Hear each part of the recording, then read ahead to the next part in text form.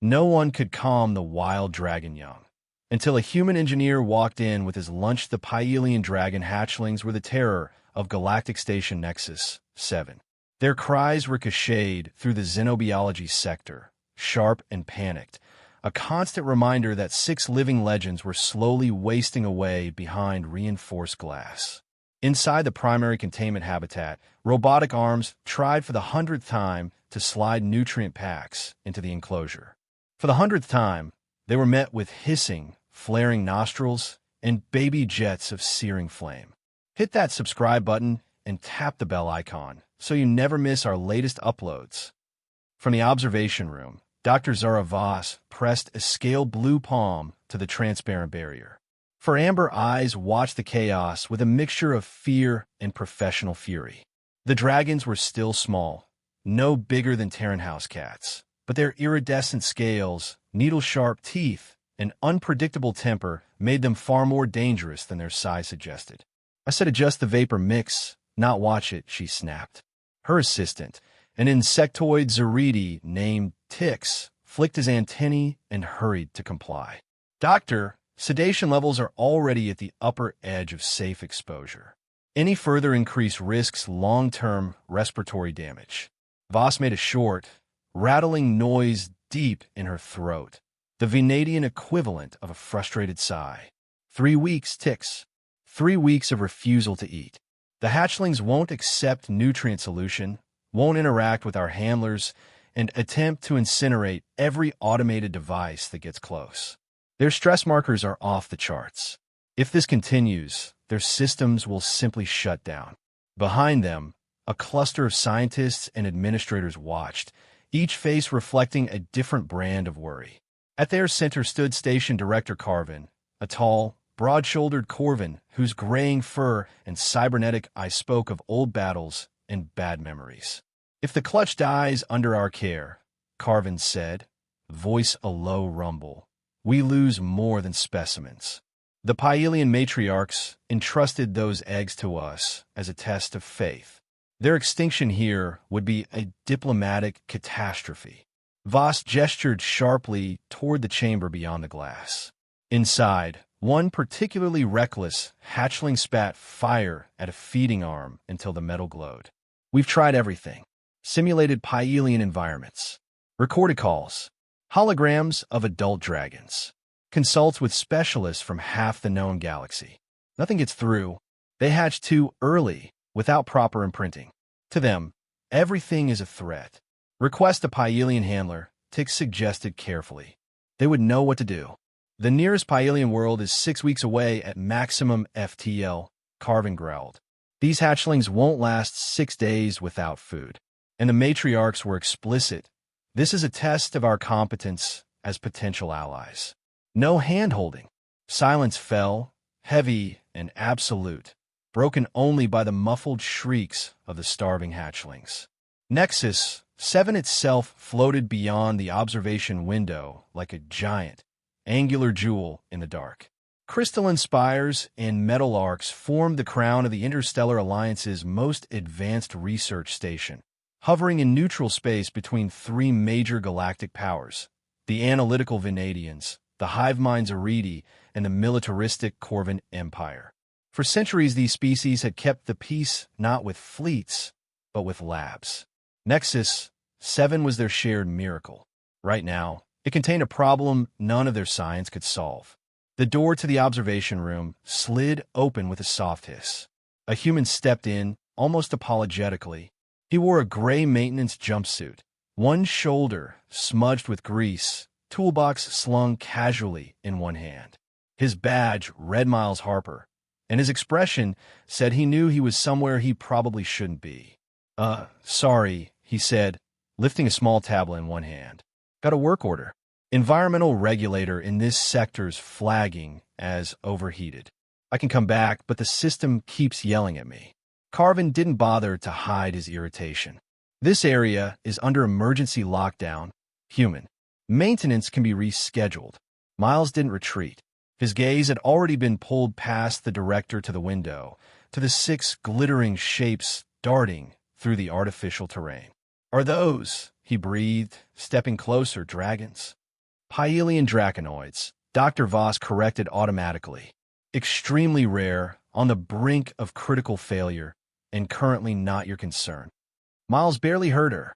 One hatchling launched a perfect ring of fire at a feeding arm, then rolled over itself, scales flashing green-gold under the habitat lights. His lips curved in involuntary awe. "They're incredible," he murmured. "What's wrong with them?" Before anyone could answer, a sharp chime came from his pocket. Miles winced. "That's my lunch reminder. Shift scheduling. I'll get out of your way and come back for the regulator." He turned, fishing something from his other pocket as he moved.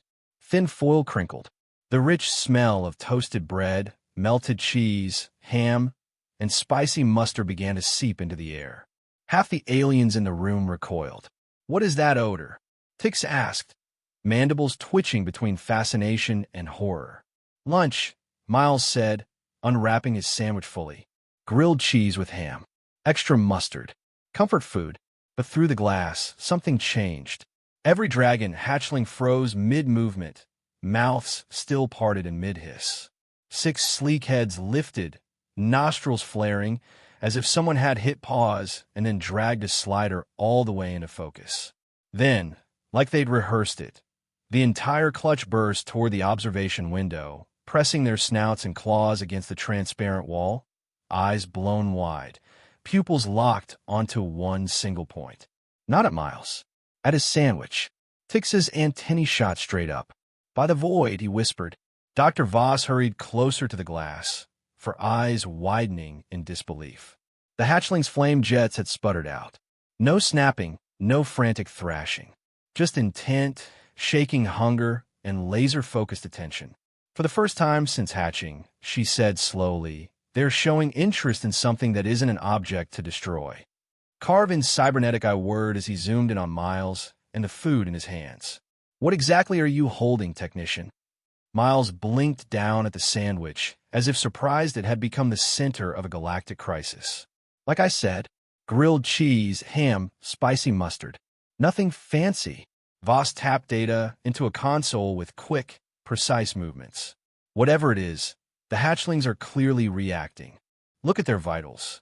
On the monitors, the jagged lines representing stress and aggression flattened, just a bit. Heart rate stayed high, but they were organized now, clustering around a new pattern. Hunger. Focus. Mr. Harper," Carvin said, his tone abruptly formal. "What is your role on this station?" Miles shifted his weight, uneasy under the sudden attention. "Miles Harper. Human. Level 3 mechanic. I handle environmental systems, structural integrity checks, habitat maintenance. Been here 8 months." Voss and Carvin exchanged a look, the kind of look that meant something important had just walked in uninvited, holding a toolbox and an accidental solution. Carvin turned back to Miles. "Consider yourself temporarily reassigned. Effective immediately, you are seconded to the xenobiology department as a special consultant." Miles stared. "Sir, I'm just a maintenance tech. I fix airflow and power relays. I don't know anything about dragon psychology." "You understand the environmental systems better than anyone in this room," Dr. Voss pointed out crisply. "And for reasons unknown, the hatchlings have chosen to respond to your food and possibly to you. That makes you the closest thing we have to a breakthrough." Miles glanced back at the window. One hatchling stood out, an emerald-scaled little terror, eyes bright and sharp. It lifted one tiny claw and pressed it against the glass, right where Miles' hand and the sandwich hovered. Something tugged at him, a mix of sympathy and surprise. He exhaled slowly. "All right," he said. "If I can help, I'll help. But that regulator really is running hot. Overheating won't be helping their mood." Carvin's lips twitched. "Fix what you must. Just," his gaze dropped to the sandwich, "do not lose that food item." They suited Miles up in the prep room next to the habitat. Sleek heat-resistant armor, translucent helmet, fire-retardant underlayer. Tix fussed with the attachments, clicking to himself as he worked. "The material is tested to withstand brief exposure to 1,000-degree flame bursts," he explained. "Bite force is a separate risk. Please avoid presenting your limbs as snacks."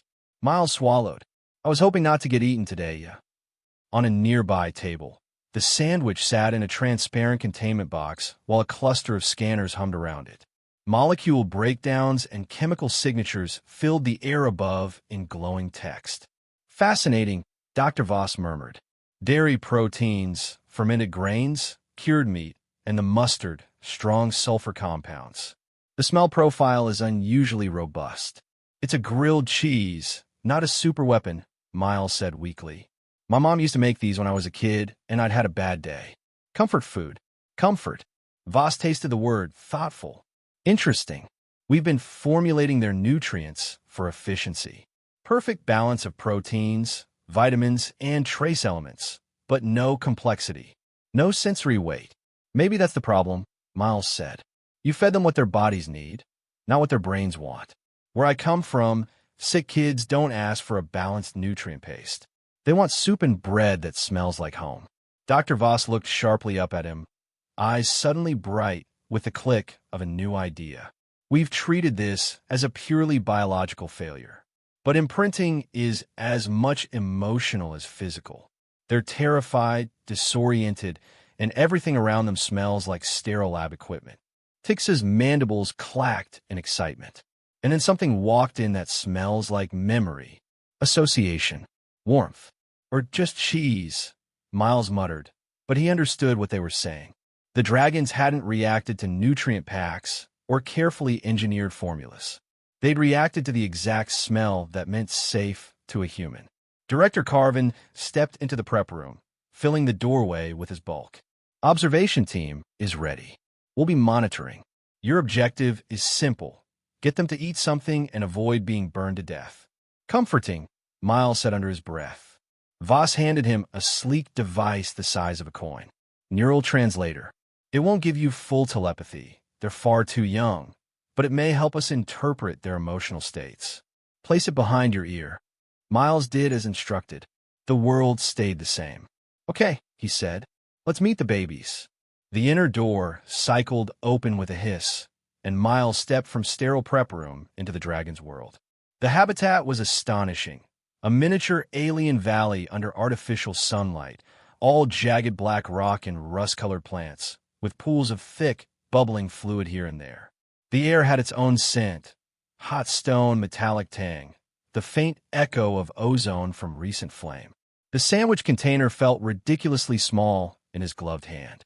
The instant Miles crossed the threshold, the hatchlings vanished from the observation window, scattering in a hiding like smoke. Ridges of rock swallowed them. The habitat fell eerily still. They're frightened, Voss' voice said in his ear. Move slowly. No sudden gestures. Miles set his toolbox down in the open, then walked to a flat expanse of stone at the center of the habitat and knelt. Okay, little guys, he said quietly. I get it. New things are scary. I'm just here to help you not starve to death. He popped the seal on the container. The smell of grilled cheese and mustard rolled out into the hot air. Something shifted behind a pile of stone. The translator pinged softly in his ear, a harmless chime followed by a calm, synthetic voice. Emotional field detected. Curiosity. Intense hunger. Caution. Yeah, Miles murmured. Makes 3 of us. He broke off a small corner of the sandwich and set it on the rock in front of him. All right. Step 1. Don't breathe fire on my face. A head appeared. Emerald scales, bright eyes, slit pupils narrowing in focus. The bold hatchling. It crept forward on its belly, wings pressed tight to its sides, body language all tension and calculation. 2 meters away, it stopped and sniffed. Hunger. Suspicion. Evaluation. You and me both, Miles said gently. I promise this tastes better than lab goo. The hatchling extended its neck, sniffed again, and then, fast as a spark, it darted forward, snapped up the morsel, and bolted several meters back, claws skittering on stone. Miles held very, very still. The dragonlet chewed. Time stretched. Then it swallowed. Satisfaction. Surprise. Want. Oh, Miles whispered, grinning before he could stop himself. You like it? The comm in his helmet exploded with voices. It consumed the sample. Tix all but shouted. First successful solid intake since hatching. Heart rate stabilizing. Another scientist reported. Stress levels dropping. Do not overfeed, Dr. Voss warned. Small increments. We need to see if it keeps the food down. Miles broke another piece off and laid on the stone. Round 2, he said softly. Come on, Braveheart. This time, Emerald didn't hesitate as long. And after a moment, another head peeked out. Deep ocean blue, eyes wary but drawn by the smell. Look at that, Miles said. You brought a friend? Over the next 20 minutes, he fed them in tiny bites, one piece at a time, always setting the food down far enough away that the nervous dragons could snatch and retreat. Slowly, the hiding places emptied. 6 hatchlings emerged, forming a loose ring at a cautious distance. With each round, they retreated less. With each round, the translator chimed with new words. Hunger, curiosity, less fear, interest.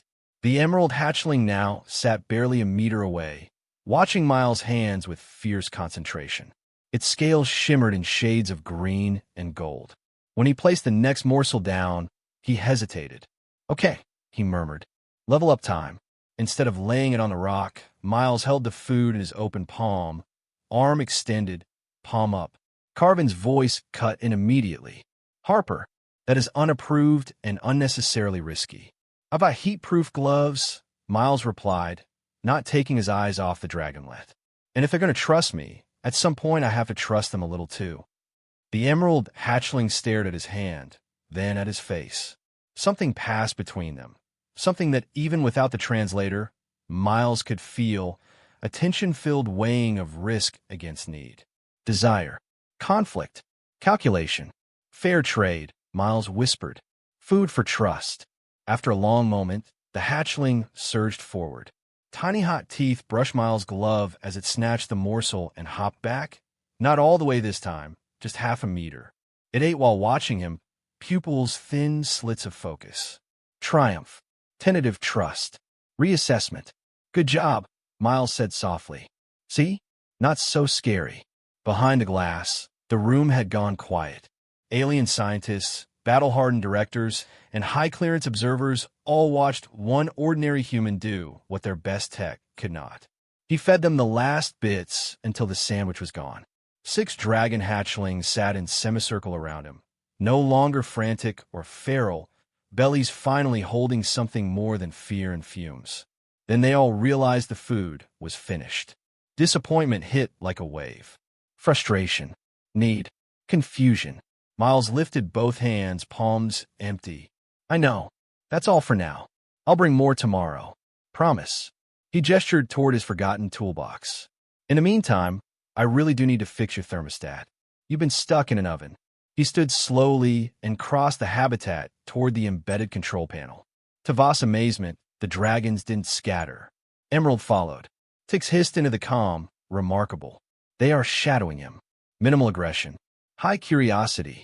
Miles opened the panel, tools flowing into his hands by muscle memory. Well, there's your problem, he muttered, glancing at the readings. Set 5 degrees too hot. Who calibrated this? No wonder everyone's cranky. He talked as he worked, explaining each adjustment like he was teaching an invisible class. The hatchlings clustered nearby, heads tilting, eyes tracking his movements. Curiosity. Interest. Less fear. Back on Earth, he said, tightening a connector. My dad used to fix old engine blocks in our garage. He'd let me hand him wrenches when I was barely tall enough to reach the workbench. Said I had a knack for it. He closed the panel and straightened. There.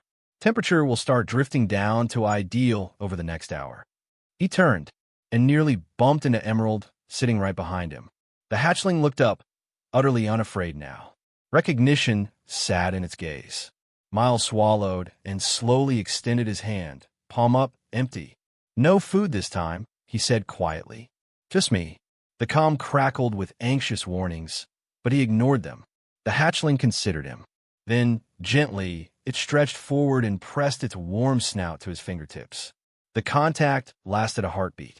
A jolt ran up Miles' arm, not painful but bright, like stepping into warm sunlight after cold air. For an instant, he felt something else, a blurry impression of hot stone, the scent of cheese, the feeling of starving panic easing into strange comfort. The translator pinged, louder this time. Connection. Assessment. Possibility. Did you feel that? Miles whispered. In the observation room, alarms erupted. Simultaneous neural spike. Tick shouted. Human and emerald hatchling showing synchronized patterns. Dr. Voss barreled past him toward the scanners, eyes wide. That's impossible. The translator was only meant to read emotional fields, not link them. Director Carvin's voice dropped to a reverent murmur. We may be watching the first recorded Pyelian bond with a human. Miles, still standing in the dragon's artificial valley, had no idea how many diplomatic channels he'd just rewritten. He only knew one thing.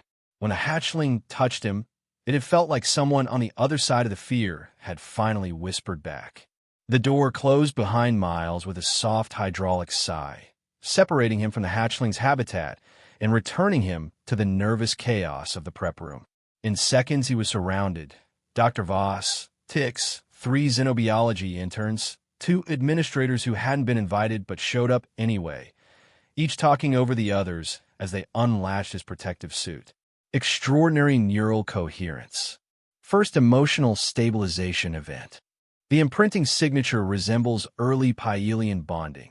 Everyone shut up, Director Carvin growled, and the room fell quiet.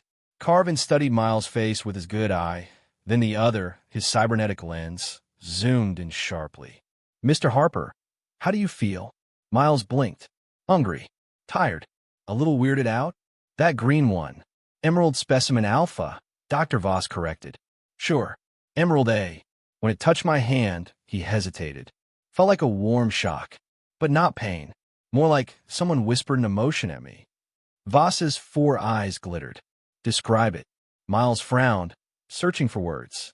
Imagine you're freezing and someone hands you a cup of hot cocoa, but it's not just warmth. It was understanding, recognition. I don't know how else to say it. Voss exchanged a look with Tix, one of those looks scientists got when old theories cracked open. That, she said slowly, is how Pyelians describe the beginning of a bond. Miles froze. A bond? But I'm not psychic. No recorded human is, Tix said, antennae quivering. But that does not mean the capacity is absent. It may simply be subtle, unrefined, dormant. Carvin clasped his hands behind his back. Intentional or not, Harper, you have succeeded where 12 specialists from 12 species could not. The hatchlings are eating. They are interacting. They are no longer feral. And, Tix added cautiously, they appear attached. Miles sat heavily on the bench. I just fed them a sandwich. That sandwich may have saved 6 dragons, Dr. Voss replied. Miles tried to argue but failed. He remembered the hunger that had radiated off the tiny creatures, the panic behind their fiery aggression. He remembered the Emerald One, Alpha, touching him with a tentative, trusting gesture. Something about that moment sat warm and solid in his chest. Carvin cleared his throat. Effective immediately, Mr. Harper, your duties are temporarily reassigned. You will report daily to the xenobiology sector. Your role will be to continue building rapport with the hatchlings. Miles stared. Sir, I fix air vents. And now you fix dragons, Carvin said. Congratulations. Tix clicked his mandibles. We have prepared a small feeding kit of items matching the chemical composition of your sandwich, all based on your mother's recipe. Miles blinked. You analyzed my mom's cooking? It was scientifically necessary, Voss said. The absurdity of that sentence almost made Miles laugh. Almost. The second day, when Miles stepped into the habitat the next morning, with a fresh sandwich secured in a sealed tube, the hatchlings reacted instantly. The moment his boots hit the stone floor, 6 heads popped up from various hiding places. Emerald Alpha sprinted toward him, paws tapping rapidly on the ground, chirping in unmistakable joy. Recognition. Anticipation.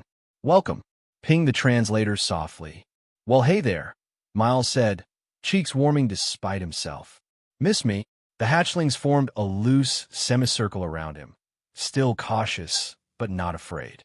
Their fire glands stayed quiet. Their wings rustled with contained excitement. Miles set his toolbox down and knelt. You hungry? 6 tiny heads bobbed in unison. He carefully unsealed the sandwich tube, releasing a wave of savory aroma. This time, Instead of retreating after each bite, the dragon stayed near him, nudging at his gloves, chirping softly, eyes bright with curiosity. Only tiny bits at a time. Voss had been very firm about that. By the end of feeding, 2 significant changes had occurred. Emerald Alpha refused to leave Miles' side, even after eating. The blue-scaled hatchling, specimen Beta, approached unexpectedly, sniffed Miles' free hand, and tapped it with one tiny claw. Not aggressively, not by accident. As if saying, "Me too." The translator pinged. Curiosity, consideration, pre-bond interest. "Hello there, Blueberry," Miles whispered. Beta trilled in response. Blueberry wasn't a scientific name, but the moment the word slipped out, the hatchling chirped again, as if approving. Miles grinned. "Guess that's your name now." From the observation room, Dr. Voss recorded eagerly. "Not just one bond forming," she said into her recorder, "but a secondary candidate exhibiting interest. Harper is spontaneously assigning names, and the hatchlings are responding with positive emotional cues." She paused her recording. "It should be impossible," she murmured. But it wasn't.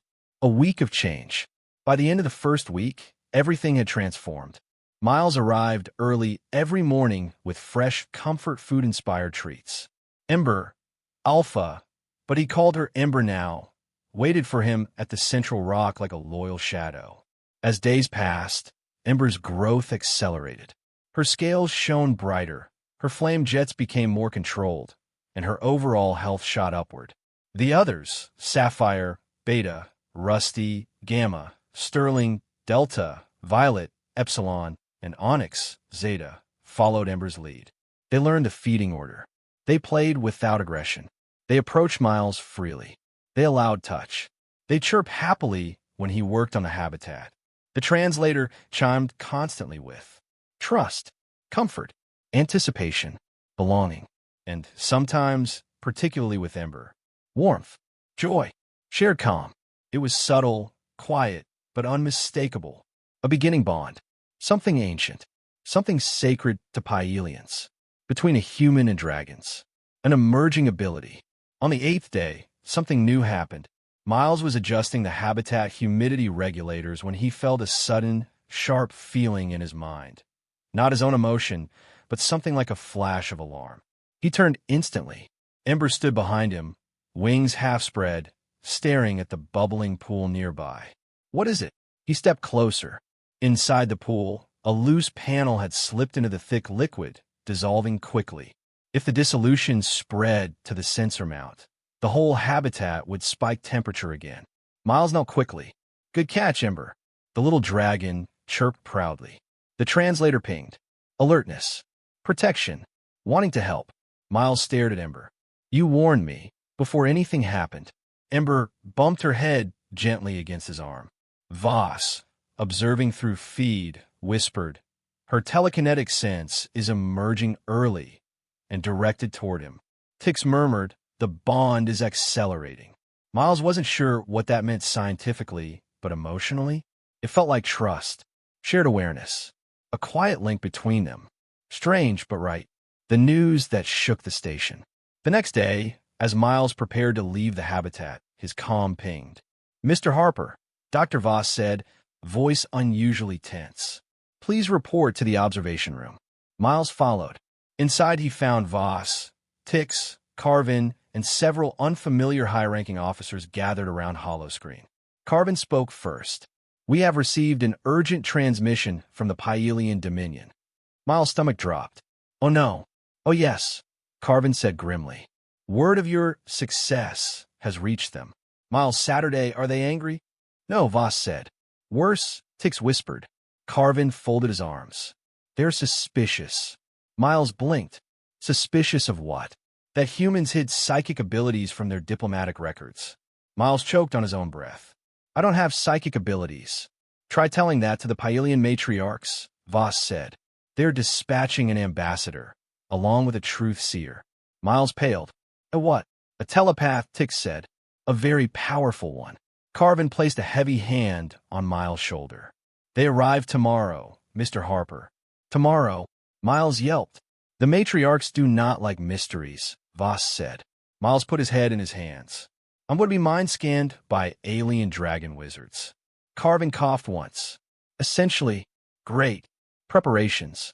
All through the night, xenobiology scrambled to prepare. Feeding data was compiled. Habitat readings were charted. Emotional logs from the translator were reviewed. Miles was given a crash course in Pyelian etiquette and a warning not to panic when the truth seer attempted mental contact. He didn't sleep. He kept thinking about Ember and the others. What if the Pyelians took them? What if they said humans weren't fit to raise dragons? What if they severed the bond? What if that warm spark he'd felt that first day was the first and last of its kind? Miles sat in his small living quarters, elbows on knees, head in hands. He felt a flicker in his mind. Soft, questioning. Not his. He sat up sharply. Ember. A faint sense responded, tentative, sleepy, but real. Concern. Comfort. Together. Miles exhaled shakily. Yeah, he whispered into the dark. I know. I'm worried too. The connection dimmed as Ember drifted back to sleep, but its echo stayed warm in his chest. The Pyelian arrival. The next morning, the diplomatic bay shimmered with anti-contamination fields as the Pyelian vessel docked. The ship resembled a living sculpture, organic curves, crystalline flares, pulsing with slow internal light. Miles stood in a hastily tailored uniform beside Director Carvin, Dr. Voss, and Tix. The airlock opened. Two figures stepped through. The first was tall and humanoid, covered in iridescent scales that shifted with every movement. Elegant, controlled, eyes gold as molten metal. Ambassador Salira. The second was larger, more draconic, elongated features, scaled ridges, eyes slit-pupilled and ancient. Truthseer Koreth. Their presence made the air feel charged. Ambassador Salira bowed her head slightly. Director Carvin. We arrive with gratitude and grave questions. Her golden gaze shifted to Miles. And this is the human. Her voice was calm. Miles still felt like she could see straight into his soul. Truthseer Koreth stepped closer, nostrils flaring as if tasting his aura. A mechanic, Koreth rumbled. How unexpected. Miles swallowed. Good to meet you two. Salira folded her arms. We will inspect the hatchlings first. Then we will evaluate the human. Miles' stomach tried to crawl into another dimension. The inspection. From the observation deck, the Pyelians watched the 6 hatchlings roam the habitat. Salira frowned. They appear healthy. More than healthy. Thriving.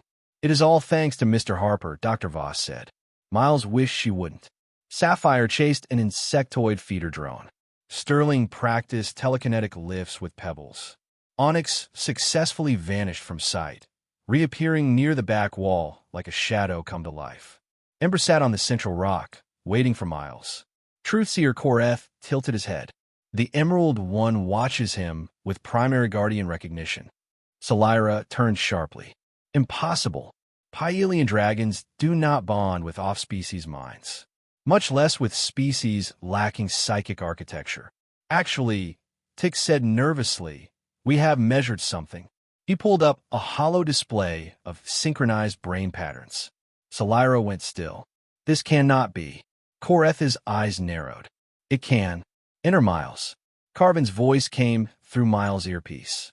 Mr. Harper, the Pyelians request to observe you interact with the hatchlings. Proceed. Miles entered the habitat. The moment he stepped inside, Ember trilled a high, joyous sound and launched herself off the rock, landing neatly at his feet, tail twitching with excitement. The others followed, forming a loose, protective circle around him. Miles knelt, scratching Ember gently under the chin. Morning, guys. Joy, trust, belonging. Pinged the translator. The dragons all turned toward the observation glass, toward the Pyelians. Uncertain, close to fearful. Miles rested a hand on Ember's back. It's okay. They're here to see how well you're doing. Ember inhaled slowly, as if taking courage from him. Miles stood, letting Ember follow at his side. Behind the glass, Salira whispered. The emerald hatchling mirrors his emotional state. Truthseer Koreth stepped forward. Human, he said through the comm, approached the window. Miles did. Now remain still, Koreth instructed. I will read your mind. Miles stiffened. This won't hurt, will it? Only if you resist. Not comforting. Remain calm. Koreth reached mentally. Miles felt something brush his consciousness. Cool, foreign, probing, but not cruel. Like a tide of light moving through the corners of his memory. Flashes rose up unbidden. His mother handing him a grilled cheese on a cold school day. His father teaching him how to turn a wrench. Landing his first job on Nexus-7. The panic of the starving hatchlings. The moment Ember touched him. The spark. The connection. Koreth withdrew suddenly. The truth seer stared at him in astonishment. Ambassador, Koreth said quietly, the human speaks truth. He possesses no psychic pathways known to us. And yet, his emotional resonance is powerful, cohesive, and compatible. Solyra stiffened. Compatible? With dragons? Yes, Koreth said simply. Uniquely so. Miles blinked. Is that good or bad? Solyra turned to him slowly. It means, she said, the hatchlings were right to choose you. Miles frowned. Choose? Before he could ask what she meant, Ember walked forward, sat between Miles and the Pyelians, lifted her head, and performed a posture Miles had never seen. Sitting tall, wings tucked, eyes lowered, tail curled around her paws. Truthseer Koreth inhaled sharply. The declaration posture, he said. She is naming him as her primary bond. One by one, the other hatchlings moved to join Ember. Sapphire, Rusty, Sterling, Violet, Onyx. All six sat in a semicircle, performing the same posture. Solyra, an ambassador who had never once been surprised in her life, whispered. By the matriarchs, the truth seer turned toward her. They have chosen a clutch guardian.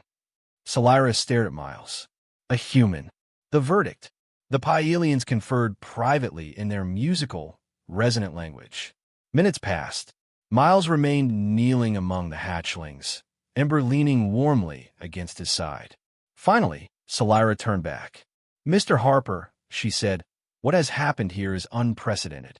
These six have formed a bond with you, primary bonds.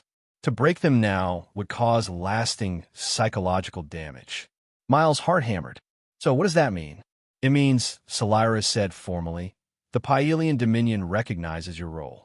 Effective immediately, you're their caretaker, their guardian. Her golden eyes softened. They're chosen. The hatchlings chirped in happiness. Miles swallowed hard. He blinked rapidly. I won't let them down. Solyra bowed her head. We believe you. The moment Ambassador Solyra spoke those words, you are their caretaker, their guardian. Something shifted in the room. The hatchlings relaxed, like a tension wire had finally been cut. Ember pressed harder against Miles' side, her warmth soaking through his uniform as if to say, chosen, ours. The translator pinged quietly. Joy, security, rightness. Director Carvin, standing just inside the habitat entrance, exhaled so deeply it sounded like a growl.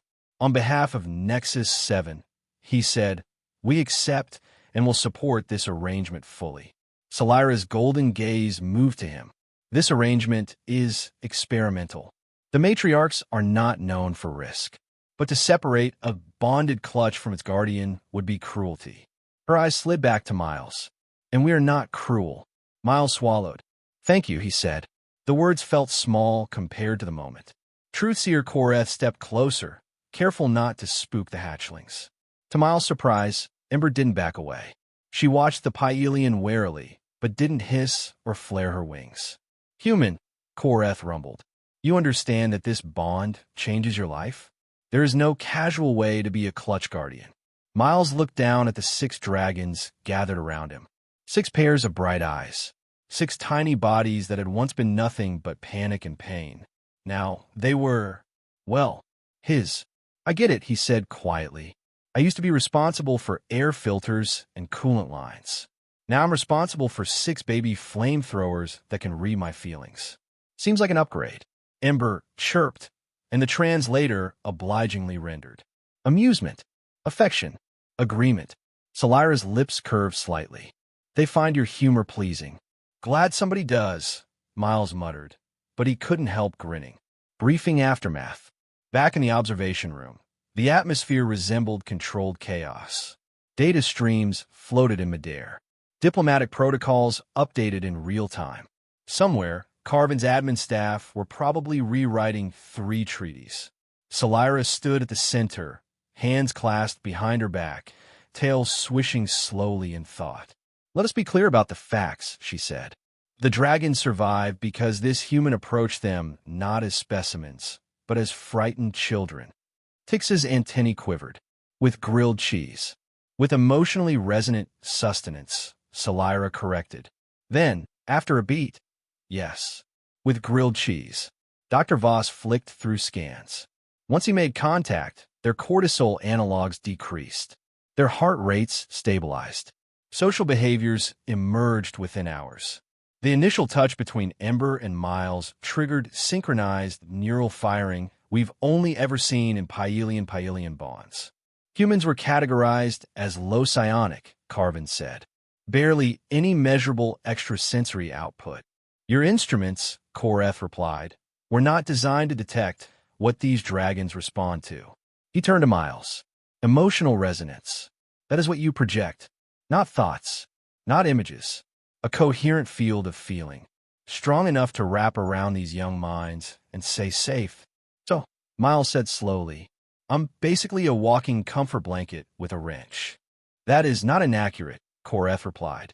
Dr. Voss tapped a new scan. "We sampled the neural activity when he eats his mother's recipes. The emotional centers of the brain light up like a starburst. Nostalgia, security, warmth. The dragons responded to that signature carried in the scent of the food." Tix clicked. "In other words, they smelled his memories," Voss finished. Miles scrubbed a hand over his face. "That is deeply weird, and I don't know how to feel about it." Salira tilted her head. "Our people have always believed humans were emotionally intense. We did not realize you were structurally built for it." "So, what happens now?" Miles asked. "Besides me filling out the weirdest HR form in galactic history." Carvin stepped forward. "Now, Mr. Harper, you receive training. The Pyelians will dispatch bondmasters to instruct you in clutch care. You will continue to work with the xenobiology team to monitor their development. And," Salira added, "we will establish a permanent Pyelian presence on Nexus-7, a liaison office. A small enclave devoted to dragon studies and bond research." Carvin's eye gleamed. "The Alliance will welcome that." "Do not pretend this is purely altruistic," Salira said. "You stand to gain much. Bond-capable humans may exist beyond this one. We wish to study that possibility." Miles suddenly felt like he'd stepped onto a much bigger stage than he'd realized. "Just so we're clear," he said slowly, "I'm not some kind of lab rat." Salira met his gaze. "You are not an experiment. You are a guardian. That role comes with respect. The matriarchs will insist upon it." She paused, then added with a faint smile, "And personally, I would enjoy watching any politician who tried to treat you otherwise explain himself to 6 protective dragons." Ember, who had curled up by Miles' boots during the conversation, gave a sleepy, possessive chirp. The translator pinged. "Mine. Ours. Do not threaten." Miles snorted. "Guess I've got security now. A new role." The next days blurred together. One morning, Miles woke up as an ordinary maintenance tech. The next, he was clutch guardian of the first human-dragon bond, subject of half the research projects on Nexus-7, honorary liaison to the Pyelian Dominion, who still insisted on fixing environmental systems whenever he could. "If I stop doing my actual job," he told Carvin, "the secondary coolant loops on Deck 12 will fail, and then we'll have more than dragon fire to worry about." Carvin sighed like a man who'd lost an argument with a very stubborn wrench. "Fine. Half your scheduled hours remain dedicated to station maintenance. Half are strictly for dragon care and training. No more unsupervised overtime in events." Miles saluted. "Yes, sir." "Harper." "Yeah." Carvin's expression softened around the edges.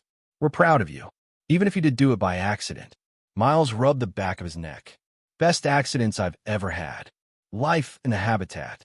The expanded habitat was a marvel. Larger caves for climbing, higher ledges, a wider simulated sky.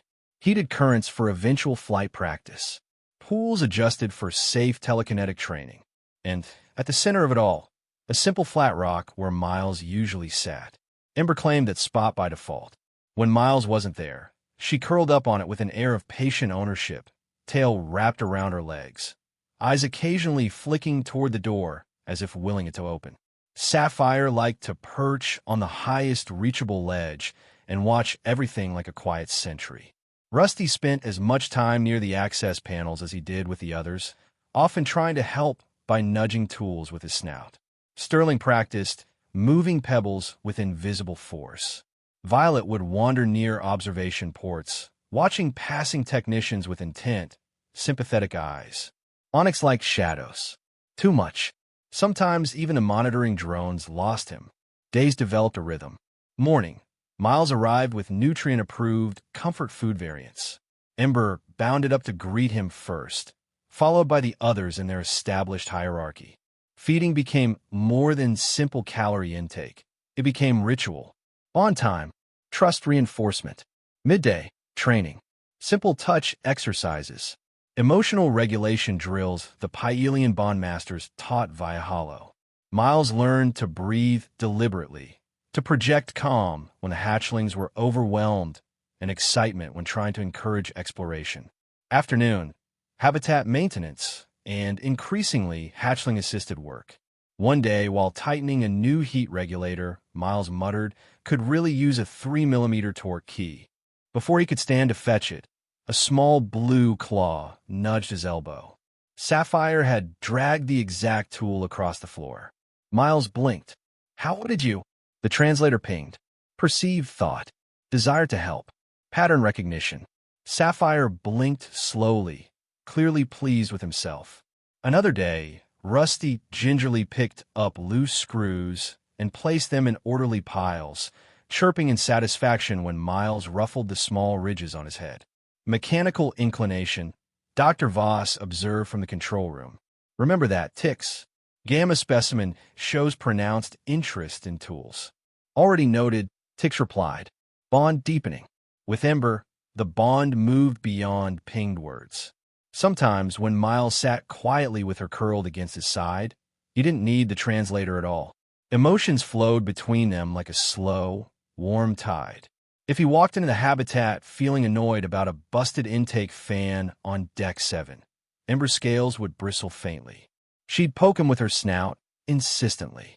He'd exhale, think sorry, not your problem, and deliberately focus on the comfort of her presence instead. She'd relax. He'd relax. The emotional loop stabilized. One afternoon, during a particularly stressful cross-departmental meeting, Miles felt a sudden burst of calm joy in his mind. Sun on rock, warm stone, the smell of melted cheese.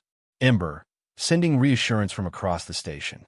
He nearly broke into a grin in front of 3 admirals and a Pyelian delegate. After the meeting, Dr. Voss caught him in the corridor. You felt it, didn't you? Ember, he asked. Voss nodded.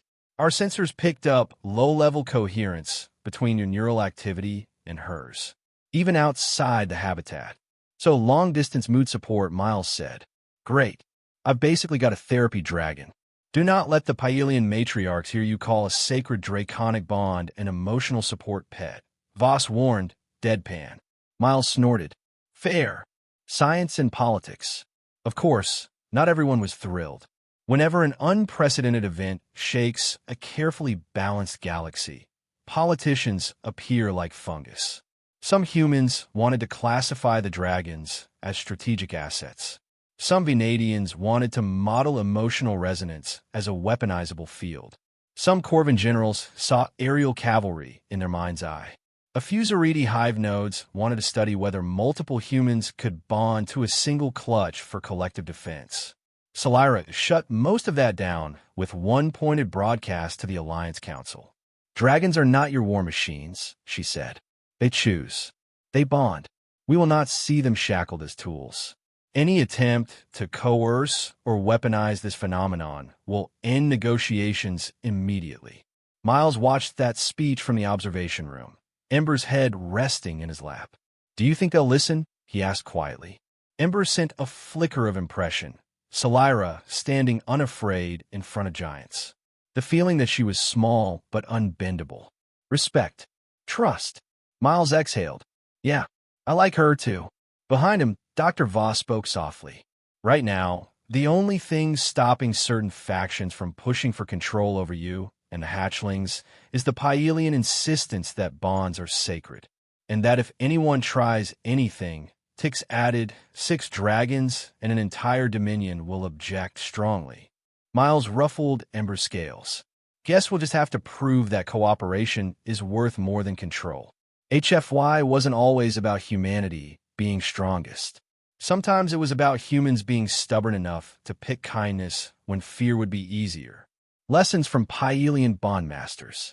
The first Pyelian bondmaster arrived 2 weeks after Solyra's departure, accompanied by a small team of specialists and an absurd number of data slates.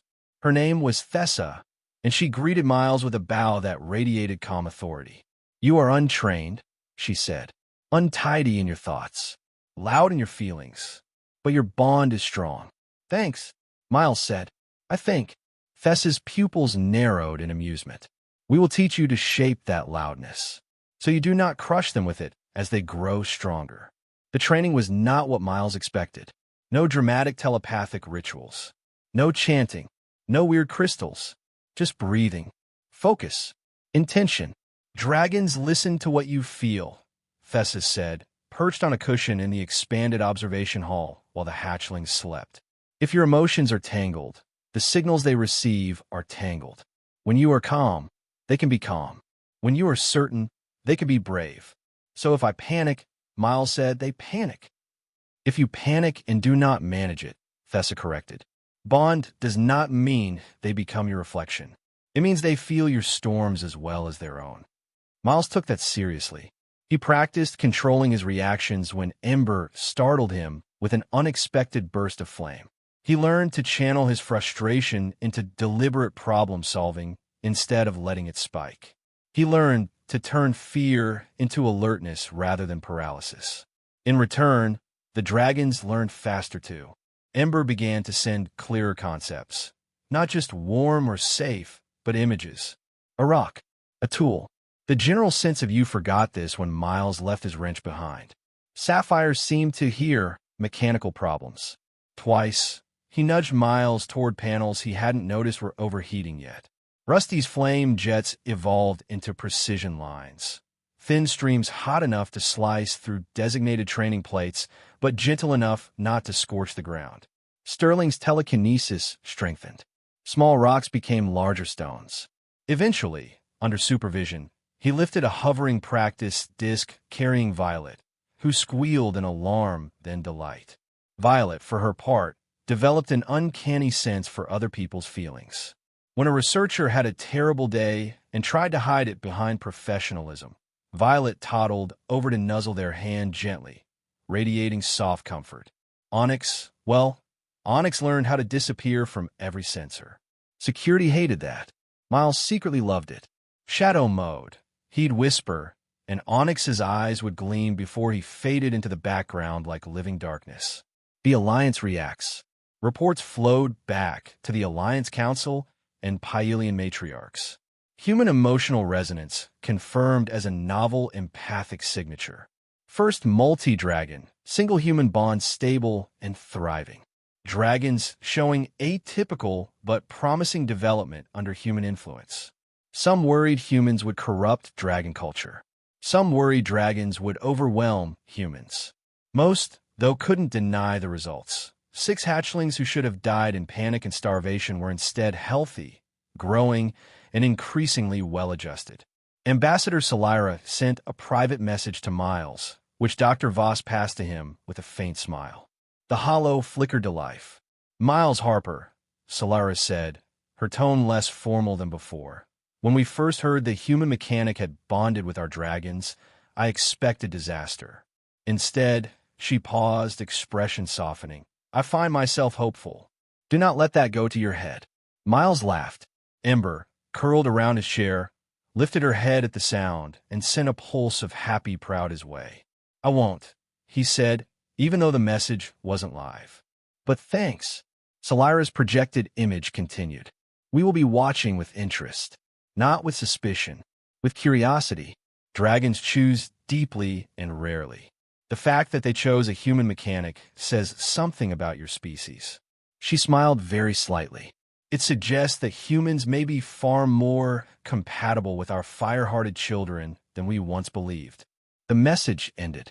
Miles sat back, feeling Ember's warm presence pressed against his leg. The other hatchlings sprawled around the room in various draconic naps. He wanted a quiet job fixing vents on a remote station. Instead, he became a bridge between species, between fear and trust, between starving dragons and survival. All because he'd walked into a crisis meeting with a simple sandwich that smelled like home. 6 hatchlings became 6 young dragons almost overnight. At least, that's how it felt to Miles. One day, they were tiny firecrackers nipping at his gloves. The next, they were long-limbed adolescents with wings strong enough to knock over tool carts and flame glands potent enough to set off fire suppression alarms on 3 floors simultaneously. Station engineers pretended not to blame him. They absolutely blamed him. But they also adored the dragons. Everyone on Nexus-7 did. Growing pains, literally. Miles walked into the habitat one morning and froze. Ember, once the size of a house cat, was now the size of a large dog. Sleek, muscular, wings spanning nearly 3 meters tip to tip. Her emerald scales shone like living jewels under the synthetic sunlight. Sapphire was perched on a ledge too high for human ladders, tail wrapped neatly around the rock. Rusty was dismantling a decommissioned heat exchanger with delicate, precise flame. Sterling hovered pebbles in a graceful orbit. Violet sat near the habitat entrance, eyes soft and glowing, sensing emotions beyond most species' awareness. Onyx was nowhere, which meant he was everywhere. Guys, Miles said, hands on hips. We talked about growing gradually. Where's the memo on gradual? Ember trotted over proudly and nudged him with a head the size of a watermelon. The translator pinged. We grew good. Yeah, Miles said, rubbing her cheek ridge. You really did. She chirped and curled her tail around him possessively. The translator pinged again. Mine. Human. Guardian. Still inappropriate to say that outside this room, Miles muttered. A chittering laugh echoed from the observation window. Tix's amused mandibles clacked against the comm. Specimen Alpha's possessiveness rating has increased by 13%. Not uncommon for maturing Pyelian drakes. Miles groaned. She's not a drake, she's a girl. Pyelian maturation patterns are linguistically gender-neutral. Dr. Voss reminded him. And also very protective. Miles eyed his now bigger dragons. We need bigger food. The power surge phase. Thessa, the Pyelian bondmaster, had warned them about the power surge stage, a period when young dragons' abilities expanded faster than their self-control. She had not warned Miles that this would turn the habitat, and occasionally parts of the station, into a high-stakes obstacle course. Sapphire was the first to cause trouble.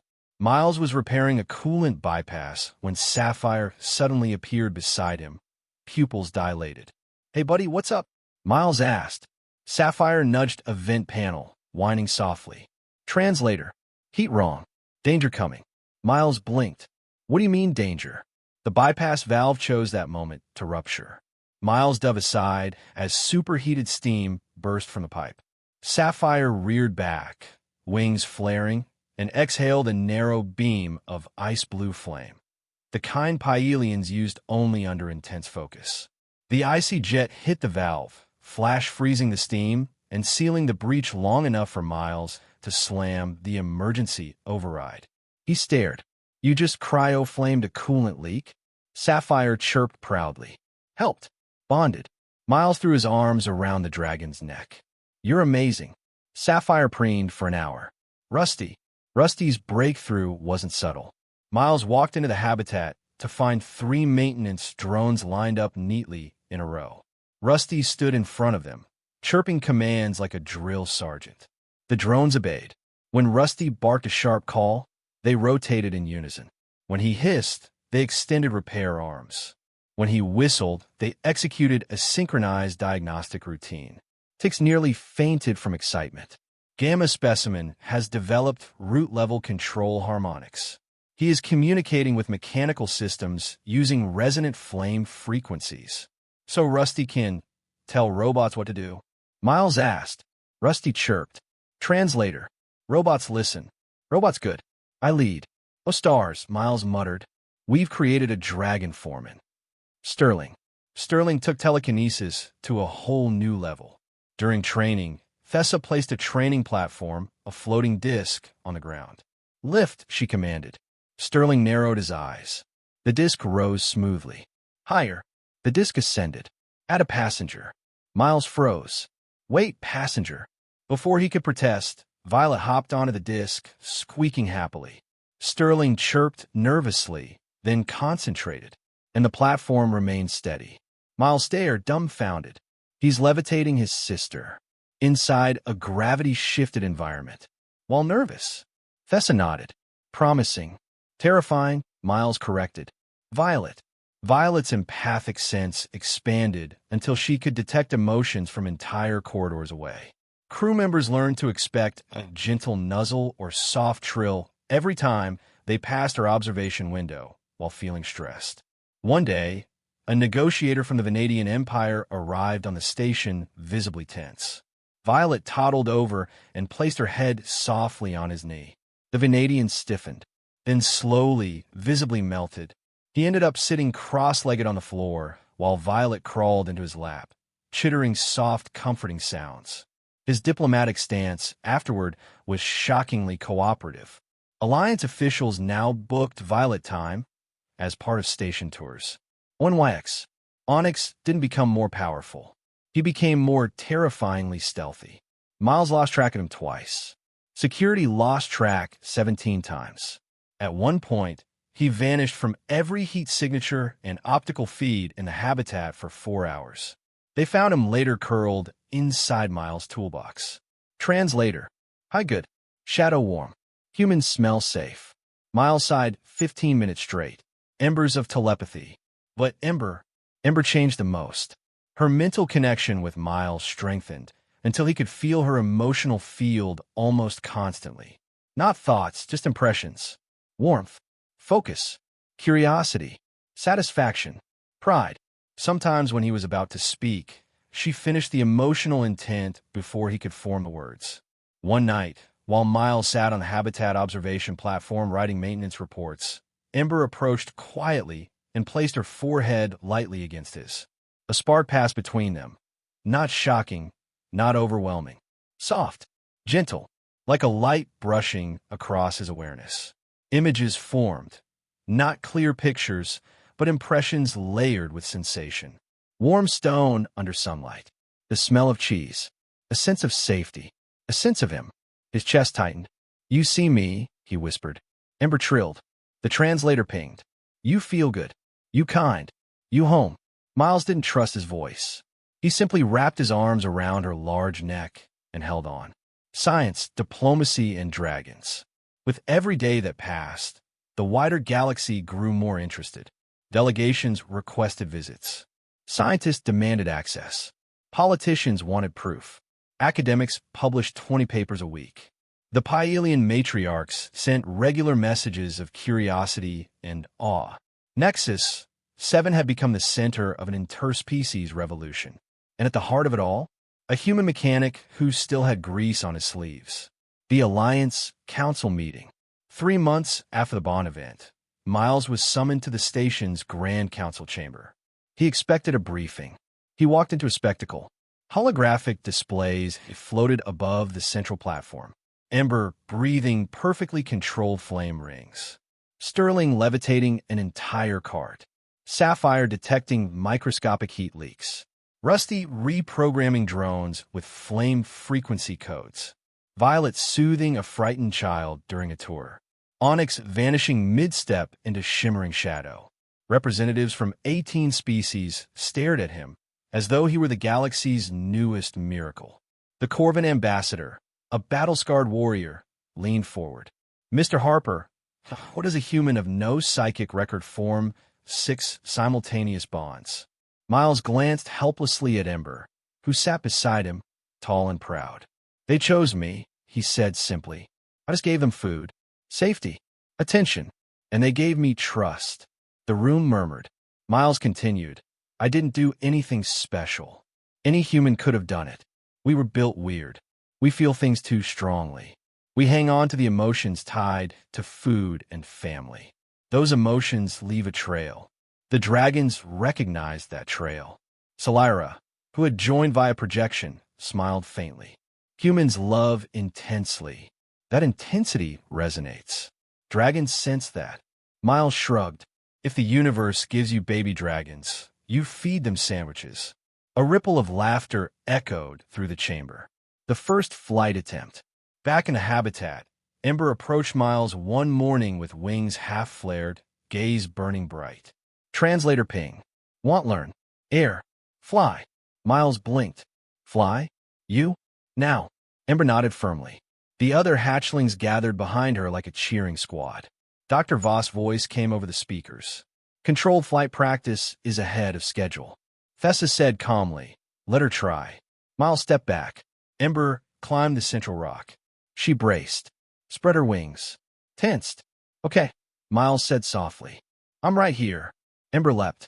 For half a second, she hovered perfectly, wings catching the artificial thermals. Then she wobbled, flapped wildly. Miles felt her fears spike, sharp and sudden in his mind. Without thinking, he projected calm. Steady.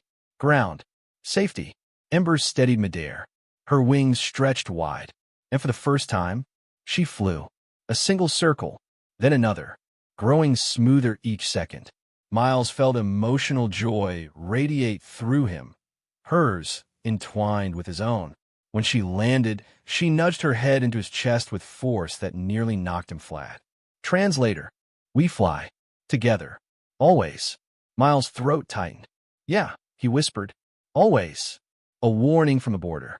Just when everything seemed perfect, Nexus-7 received troubling news. A Pyelian forward scout ship had gone dark near the Dominion border. Rumors swirled. Pirates, hostile factions, something darker. Carvin summoned Miles urgently. The Pyelians want us to prepare diplomatic support, he said. They're asking if the bonded dragons, your dragons, might participate. Miles stared. They're children. They are growing, Koreth said, appearing beside Salira's projection. And when dragons bond, they grow fast. They feel their guardians' fears, their guardians' hopes, their guardians' courage. Ember lifted her head beside Miles, eyes burning. Translator. Protect. Fight with. Stand with. Miles knelt, hands on her cheeks. I would never put you in danger. Any of you. But Ember's emotional push came again, gentle, insistent. Not battle. Not violence. Unity. Family. Defending what matters. Miles exhaled. Let's get stronger first, he said softly. Let's learn. Let's grow. When the time comes, we'll decide together. Ember wrapped her tail around his leg. The translator pinged warm and bright. Together. Always. Nexus-7 at dawn. The observation deck of Nexus-7 was quiet at dawn cycle. Just the soft hum of station systems and the endless swirl of nebula clouds below. On days like this, when the galaxy felt too large and too bright, Miles liked to sit at the transparent floor's edge and let the stars drown out all the noise. Today, he wasn't alone. A low, warm trill echoed behind him. Ember stepped onto the deck. She was no longer a hatchling, not even close. Where she had once been cat-sized, she now stood at Miles' shoulder height when sitting, her wings spanning wider than a shuttle landing pad. Her scales gleamed a deep, shimmering emerald, each ridge catching the station lights like polished jewels. Her horns had lengthened into elegant curves. Her eyes glowed bright and intelligent, more than intelligent. Connected. The air around her hummed faintly, as if echoing her power. She padded across the transparent floor without hesitation and settled beside Miles, her warm body pressing comfortably against his. He felt her thoughts before she projected them. You're quiet today. Thinking heavy. Worried? Miles smiled faintly. You can tell. A gentle mental ripple, like a breeze brushing through his chest, responded. Always. They sat in silence for a moment, both gazing at the swirling violet and gold nebula below them. The view was unreal, like watching light paint itself across infinity. It's just Miles exhaled. 6 months ago, I was fixing broken vents and cursing coolant leaks. Now I'm what? A clutch guardian? A liaison between species? The center of 10 research departments? Talking to politicians? Babysitting adolescent dragons who can spit plasma and teleport between shadows. Ember flicked her tail and bumped his shoulder with her snout. Translator, no longer necessary, but still active, pinged softly. You are Miles. Human. Mechanic. Home. Good. Miles leaned his head gently against her neck. I don't feel like I'm enough for all this. The response came instantly, not in words, not even in images, but in a wave of meaning. Warm stone, steady flame, the smell of cheese and mustard. Comfort, safety, belonging. You are enough. You are ours. We chose right. Miles inhaled shakily. Thanks, Ember. She trilled, pleased. The dragons today. A soft rumble echoed through the deck's upper entrance. One by one, the others emerged. Sapphire glided in first, wings slicing the air with smooth precision. No longer a nervous observer, he had grown into a quiet sentinel, able to sense energy fluctuations across whole sectors. Rusty followed, carrying a drone in his jaws like a puppy bringing a toy. He deposited it proudly at Miles' feet. Sterling drifted in next, literally. His telekinesis had grown so strong he could float objects, other dragons, and even himself for short distances. Violet rushed in with a delighted chirp, radiating waves of soft joy that washed through the room like sunlight. And finally, Onyx appeared from nowhere. Miles didn't even jump anymore. He just nodded. Morning, buddy. Onyx's pupils went wide with pleased stealthiness. 6 dragons. 6 distinct personalities. 6 miracles. All bonded to him. The Pyelian matriarchs sent messages weekly requesting updates. Researchers filled whole libraries. Nexus-7 security learned to live with Sapphire's sudden alarms and Onyx's habit of replacing shift logs with doodles drawn using invisible claws. And the galaxy as a whole learned something it had never considered. Humans and dragons could bond. Not by blood, not by magic, by emotion, by care, by choice. HFY wasn't about conquering. It was about connection. It always had been. The new world waiting. The nebula below shifted, blooming into a golden fan of cosmic dust. Ember's wings shimmered with the reflected colors. Miles! He blinked. Ember rarely used his name in full words. When she did, it always meant something important. Yes. She pressed her forehead to his. A deep pulse flowed through the bond. Warm, fierce, loving. Listen, you think alone, but you are not alone. Miles swallowed hard. Ember continued, clearer than ever. You changed us. We changed you. Together change galaxy. Miles huffed out a laugh, even as emotion tightened in his chest. That sounds like a lot of responsibility. Ember nudged him gently. We carry together. Always.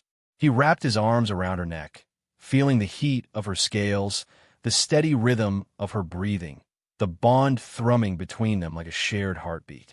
The others gathered around, as though feeling the moment through their own links, forming a loose circle around their human. Sapphire's wings curled protectively. Rusty hummed a mechanical trill. Sterling lifted tiny sparks of light above them. Violet pressed against Miles' back, radiating comfort. Onyx appeared silently at his heel. And there, with 6 dragons forming a living constellation, Miles Harper realized something profound. He wasn't just their guardian. They were his guardians too. His family. His fire-blooded, sky-hearted, ridiculous, brilliant family.